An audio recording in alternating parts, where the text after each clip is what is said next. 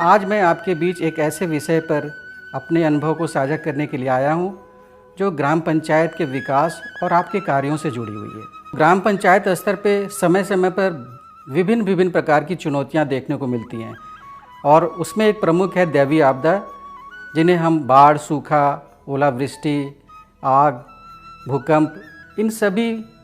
परिधि के रूप में देख पाते हैं। मित्रों, ये जो आपदाएं हैं, अगर इनसे बचाव के लिए ग्राम पंचायत स्तर पे कोई रणनीति या प्रबंधन नहीं किए जाते हैं तो इससे ग्राम पंचायत का आर्थिक विकास के साथ साथ सामाजिक विकास भी प्रभावित होता है। आप सभी जानते हैं कि जो बाढ़ हमारे प्रदेश की एक बहुत ही प्रभावशाली आपदा है, जिसमें हमारे जनपद के 40 जिले प्रभावित होते हैं। और इसमें अगर देखें तो बाढ़ की वजह से न केवल जनधन की क्षति होती है, बल्कि वहाँ पे जो बुनियादी आवश्यकताएं होती हैं वो भी प्रभावित होती हैं। जैसे अगर हम बात करें, वहाँ पे शौचालय की समस्या हो जाती है, लोगों को स्वच्छ पेयजल की समस्या हो जाती है, लोगों के पास पीने के पानी नहीं उपलब्ध होते हैं, खाने की समस्या हो जाती है, पशुओं के लिए चारे की दिक्कत होती है, और साथ ही साथ जो गर्भवती महिलाएं हैं या दिव्यांगजन हैं या छोटे बच्चे हैं, उनकी जो मौलिक आवश्यकताएं हैं, चाहे वो टीकाकरण की बात हो या गर्भवती महिलाओं के संस्थागत डिलीवरी की बात हो, ये सारे ऐसे फैक्टर्स हैं जो प्रभावित होते हैं। इसलिए ये बहुत ही आवश्यक है कि ग्राम पंचायत स्तर पे जो भी हम प्लानिंग करें उसमें आपदाओं के परिप्रेक्ष्य में हमारी रणनीति जरूर शामिल होनी चाहिए। अगर आपका क्षेत्र बाढ़ प्रभावित क्षेत्र है तो आपकी योजना में बाढ़ से बचाव के लिए पूरी एक योजना होनी चाहिए, उसकी तैयारी के पूरे खाका होने चाहिए, और साथ ही साथ बाढ़ के जोखिम को कम करने की एक विशेष रणनीति होनी चाहिए। यदि आपका क्षेत्र जो है सूखा प्रभावित क्षेत्र है तो वहाँ पे सूखा से बचाव के लिए समुदाय स्तर पे, ग्राम पंचायत स्तर पे कौन कौन से ऐसे कार्य होंगे जो सूखा के जोखिम को कम करेंगे। उदाहरण के लिए अगर हम बात करते हैं कि अगर आपका क्षेत्र बाढ़ प्रभावित क्षेत्र है तो आपको गांव पंचायत स्तर पे, ग्राम पंचायत स्तर पे आपदा प्रबंधन समिति का गठन करना चाहिए। ये आपदा प्रबंधन समिति समय समय पर ग्राम पंचायत स्तर पे ग्राम सभा की बैठक कर गांव के साथ बाढ़ से निपटने की एक योजना तैयार करेगी और उस योजना के आधार पे ग्राम पंचायत उसको इम्प्लीमेंट करेगा। आपदा प्रबंधन का मूल आधार आपदा से पूर्व, आपदा के दौरान एवं आपदा के पश्चात की जाने वाली प्रमुख कार्रवाई है। इसलिए ग्राम पंचायत विकास योजना के अंतर्गत तीनों ही चरणों को ध्यान में रखकर प्रमुख गतिविधियों एवं सुरक्षा उपायों को शामिल किया जाना बहुत ही आवश्यक है। बाढ़ से निपटने के लिए ग्राम पंचायत स्तर पे जैसे अगर पेयजल की दिक्कत होती है तो आप ऊंचे स्थानों पर हैंडपंप का निर्माण कर सकते हैं। अगर वहाँ पे बहुत सारे ऐसे एरिया हैं जहाँ पे आपका लो लैंड एरिया है, जहाँ पे बाढ़ के पानी आ जाते हैं और बहुत सारे लोगों को उस घर को छोड़ करके दूसरे जगह शिफ्ट होना पड़ता है, तो ऐसे में आप ग्राम पंचायत स्तर पे किसी ऊंचे स्थल का चयन करके वहाँ पे अस्थायी राहत शिविर का स्थापना या निर्माण कर सकते हैं। इसके अलावा आप ग्राम पंचायत स्तर पे बाढ़ से निपटने के लिए लोगों को सही तरीके से सूचनाएं मिले, इसके लिए आप जिला आपदा प्रबंधन प्राधिकरण से समन्वय स्थापित कर सकते हैं, जिससे वहाँ पे आपको ये पता चल सके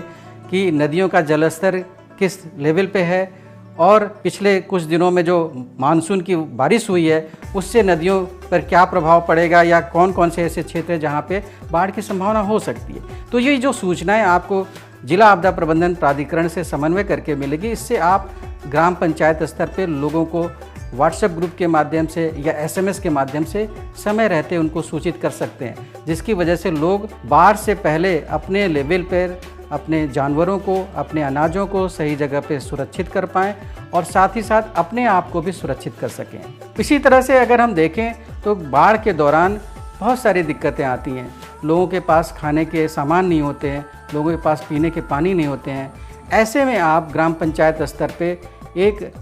अनाज भंडारण की भी व्यवस्था कर सकते हैं, ताकि बाढ़ के दौरान जो भी ऐसे परिवार हैं जिनको भोजन की दिक्कत होती है उनके लिए सामुदायिक भोजनालय की व्यवस्था करके उनको भोजन की व्यवस्था की जा सके। इसके अलावा आपका एक महत्वपूर्ण दायित्व ये भी होता है कि आप मॉक ड्रिल करके भी लोगों को जागरूक कर सकते हैं। इसमें आप जिला आपदा प्रबंधन प्राधिकरण के साथ समन्वय करके लोगों की भागीदारी से मॉक ड्रिल आयोजित कर सकते हैं। जहाँ तक बात आती है सूखा प्रभावित क्षेत्र की, अगर आपका क्षेत्र सूखा से प्रभावित होता है तो वहाँ पे कुछ आपको उपयोगी कार्य करने पड़ेंगे। जैसे कि आप सभी जानते हैं कि मनरेगा स्कीम्स जो है वो ग्राम पंचायत स्तर पे बहुत ही प्रभावशाली होती है। तो मनरेगा स्कीम्स के तहत आप ग्राम पंचायत स्तर पे चेक डैम का निर्माण कर सकते हैं, वहाँ पे जो भी हैंडपम्प खराब है उनका मरम्मत करा सकते हैं, कुएं की साफ़ सफाई करके उनको पीने लायक बना सकते हैं, वृक्षारोपण कर सकते हैं। वृक्षारोपण का सबसे बड़ा फ़ायदा होता है कि एक तो वो पर्यावरण में नमी बनाए रखता है और साथ ही साथ वर्षा के लिए एक अनुकूल वातावरण तैयार करता है। इसके अलावा वहाँ पे कई बार होता है सूखा प्रभावित क्षेत्र में लोग पलायन करते हैं, तो उस समय आपको ग्रामीण आजीविका मिशन के तहत जो बहुत सारे वैकल्पिक रोजगार के कार्यक्रम चलाए जा रहे हैं उसमें समन्वय करके आप ग्राम पंचायत स्तर पर वैकल्पिक आजीविका के स्रोत भी सृजित कर सकते हैं। इसमें एसएचजी ग्रुप का गठन कर सकते हैं और साथ ही साथ एक बहुत ही महत्वपूर्ण एरिया होता है जहाँ पे हम देखते हैं कि जो ग्रामीण क्षेत्र है वहाँ पे लोगों की आजीविका का मुख्य स्रोत जो होता है वो पशुपालन होता है। कैसे हम पशुपालकों को या पशुओं को हम सुरक्षित कर पाएँ, इसके लिए बहुत महत्वपूर्ण है कि सूखा से पहले हमें पशु चारे का भंडारण कर लेना चाहिए, पशुओं का समय रहते उनका टीकाकरण करा लेना चाहिए, उनको होने वाली जो बीमारियां हैं उससे बचाव के लिए वहाँ पे स्वास्थ्य कैंप का आयोजन करना चाहिए। ग्राम पंचायत स्तर पे आपदाओं की रोकथाम और बचाव के लिए कुछ और महत्वपूर्ण जो बात है मैं आपसे शेयर करना चाहता हूँ। इसमें एक बहुत ही महत्वपूर्ण प्रधानमंत्री ग्रामीण फसल योजना, जिसमें हम जो भी बाढ़ प्रभावित क्षेत्र में रहने वाले किसान हैं या सूखा प्रभावित क्षेत्र में रहने वाले किसान हैं उनकी रबी और खरीफ फसल का हम बीमा कर सकते हैं। कुछ और भी महत्वपूर्ण बातें हैं जिनका आपको ख्याल रखना होगा कि ग्राम पंचायत स्तर पर इमरजेंसी जो फ़ोन नंबर हैं इनको सहज स्थानों पर डिस्प्ले करना चाहिए। इन नंबरों में प्रमुख रूप से जिला आपदा प्रबंधन प्राधिकरण का नंबर जो टोल फ्री नंबर होता है जिले का 10777, इसको डिस्प्ले करना चाहिए। इसके अलावा अग्निशमन विभाग का जो नंबर होता है 101, इसको हमें डिस्प्ले करना चाहिए। इसके अलावा जो इमरजेंसी नंबर है एम्बुलेंस के लिए 108, और साथ ही अभी जो पुलिस का नंबर अभी जल्दी से बदला है जिसको अब 112 कर दिया गया है, तो ये इमरजेंसी नंबर किसी भी आपदा के समय काम करते हैं। इसके अलावा हमें स्थानीय स्तर पे जो प्राथमिक स्वास्थ्य केंद्र हैं, सामुदायिक स्वास्थ्य केंद्र हैं या अग्निशमन केंद्र है या कोई नियरेस्ट हमारा पुलिस थाना है, ये सभी हमारे किसी भी इमरजेंसी के समय हमको मदद करते हैं। तो इन सारे नंबरों को हमें डिस्प्ले करना चाहिए। इसके अलावा आपदा के दृष्टिकोण से जिला अधिकारी का नंबर और अपर जिला अधिकारी वित्त एवं राजस्व जो आपदा प्रबंधन के नोडल होते हैं इनका भी नंबर डिस्प्ले होना चाहिए। इसके अलावा जैसे आपको स्थानीय स्तर पे तैराकों, जो तैराक हैं, गोताखोर हैं, नाविक हैं या प्राथमिक चिकित्सक हैं या ऐसे लोग हैं जो किसी भी आपदा के समय आपको मदद कर सकते हैं, ऐसे स्थानीय स्तर पे संसाधनों को आपको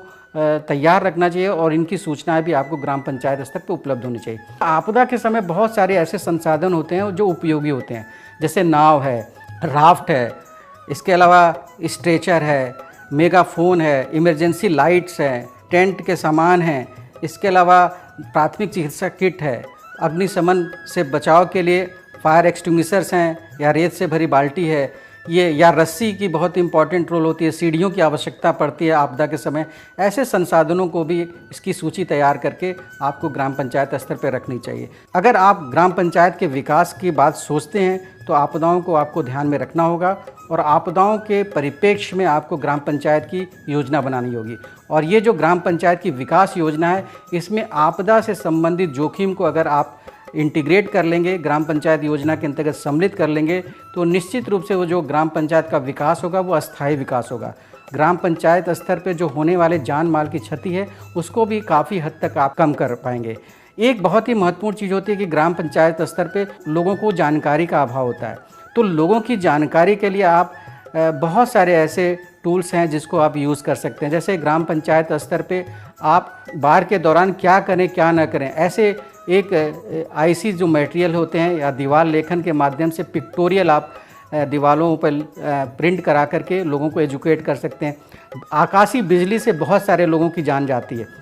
और आकाशीय बिजली की से होने वाली जान को हम काफ़ी हद तक बचा सकते हैं, क्योंकि लोगों को जानकारी नहीं होती है। शायद आकाशीय बिजली के दौरान ज़्यादातर लोग पेड़ों के नीचे खड़े हो जाते हैं या कोई हाई इलेक्ट्रिक लाइन गई है उसके आसपास खड़े हो जाते हैं जहाँ पे आपको नहीं खड़ा होना है। इसके अलावा आगजनी की घटनाएं भी अक्सर गाँव में होती है, तो हमें ग्राम पंचायत स्तर पे कुछ ऐसे क्षेत्रों में पानी को स्टोर करके रखना चाहिए या बालुओं की व्यवस्था करके रखनी चाहिए या घरों में जो गृहिणियाँ हैं उनको आग से बचाव के लिए थोड़ी उनको जानकारी देनी चाहिए। और साथ ही साथ एक और महत्वपूर्ण चीज़ है कि जो जिला आपदा प्रबंध प्राधिकरण है, उसके साथ आप समन्वय करके ग्राम पंचायत स्तर पे अच्छी एक विकास योजना बना करके ग्राम पंचायत स्तर पे अस्थायी विकास का मार्ग प्रशस्त करेंगे।